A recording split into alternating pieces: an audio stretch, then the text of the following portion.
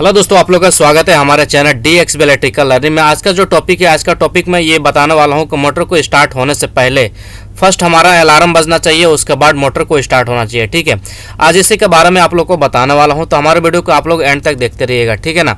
सबसे पहले हम यहाँ पे एक कंडक्टर का जरूरत पड़ेगा। ठीक है, इसके बाद कंट्रोल वायरिंग के लिए एक हमने यहाँ पे एक ब्रेकर लगा रखा है। अगर कोई इसमें शॉर्ट सर्किट होता है तो ये ब्रेकर आसानी से ट्रिप हो सके। ठीक है, उसके बाद यहाँ पे एक NC पुश बटन और यहाँ पर एक NO पुश बटन। ठीक है ना।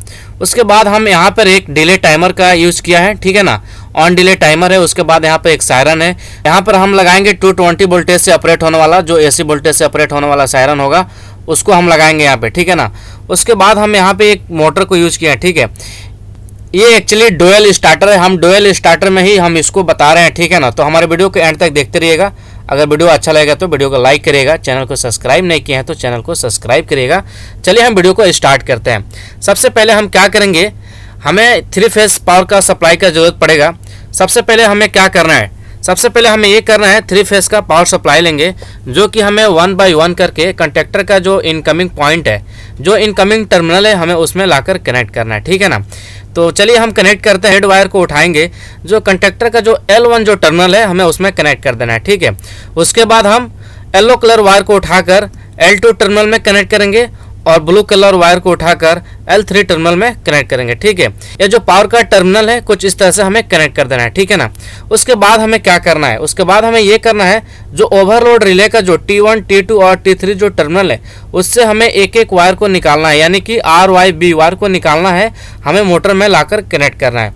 तो चलिए हम T1 जो टर्मिनल है, उससे हम एक वायर को निकालेंगे, जो कि रेड कलर का वायर होगा, उसको हम लाकर मोटर में कनेक्ट करेंगे। ठीक है, उसके बाद हम निकालेंगे T2 टर्मिनल से वायर को निकालेंगे, जो कि येलो कलर का वायर होगा, हमें मोटर में लाकर कनेक्ट करना है, और उसके बाद हम ब्लू कलर के वायर को निकालकर हम मोटर में कनेक्ट कर देंगे। ठीक है, उसके बाद आता है कंट्रोल वायरिंग करने के लिए। ठीक है ना। अब हम यहाँ पे अब देखेंगे, जो कंडक्टर का जो इनकमिंग सप्लाई जहाँ पे हम दिए हैं RYB, इस तीनों फेज से कहीं से भी हम एक पावर सप्लाई लेंगे, जो कि हमें लाकर ब्रेकर में कनेक्ट करना है। ठीक है ना। तो हम यहाँ पे पावर सप्लाई लेंगे, जो ब्लू कलर का वायर है, हम यहाँ से एक पावर सप्लाई लेंगे और ब्रेकर में लाकर कनेक्ट कर देंगे। ठीक है ना। ब्रेकर का जो इनकमिंग जो पॉइंट है, इनकमिंग टर्मिनल है, उसमें हमें लाकर कनेक्ट करना है।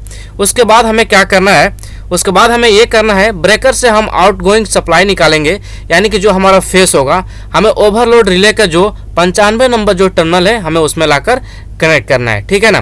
उसके बाद हमें क्या करना है, इसी ओवरलोड रिले का जो 96 नंबर टर्मिनल है, उससे हम एक वायर को निकालेंगे और पुश बटन का जो रेड कलर का जो पुश बटन, यानी कि जो NC पुश बटन है, उसका जो इनकमिंग टर्मिनल है, उसमें लाकर हमें कनेक्ट कर देना है। ठीक है ना। उसके बाद हम इसी पुश बटन से, इसी NC पुश बटन से एक आउटगोइंग वायर को निकालेंगे, यानी कि एक फेस वायर को निकालेंगे, और जो NO कलर का जो पुश बटन है, इसमें लाकर हमें इन कर देना है। ठीक है ना, इनकमिंग सप्लाई दे देंगे।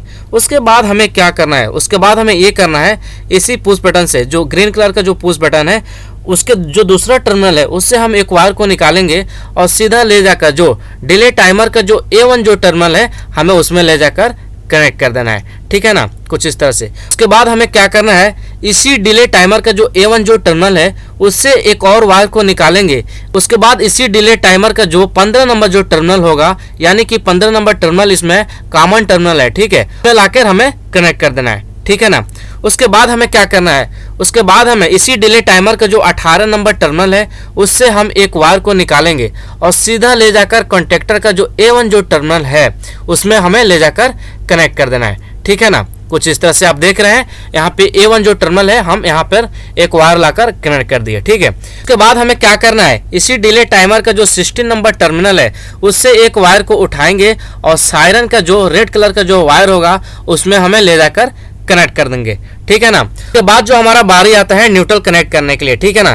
तो यहाँ पर आप देखेंगे, हम यहाँ से एक न्यूट्रल वायर को उठाएंगे और सीधा लाकर जो सायरन का जो एक वायर जो अभी एक बाकी है, ये जो न्यूट्रल का वायर है, उसमें हमें लाकर कुछ इस तरह से कनेक्ट कर देना है। ठीक है ना। उसके बाद हम यहीं से एक वायर को उठाएंगे और सीधा लाकर जो टाइमर का जो A2 जो टर्मिनल है, डिले टाइमर का A2 टर्मिनल है, उसमें हमें लाकर कुछ इस तरह से कनेक्ट कर देना है, ठीक है ना।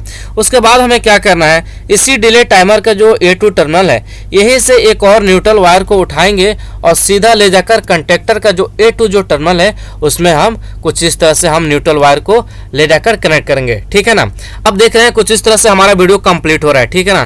तो अगर हमारा वीडियो अच्छा लगा तो हमारे वीडियो को लाइक करिएगा, चैनल को सब्सक्राइब नहीं किए तो चैनल को सब्सक्राइब करिएगा ऐसे ही वीडियो देखने के लिए, ठीक है ना। चलिए हम वीडियो को एंड करते हैं।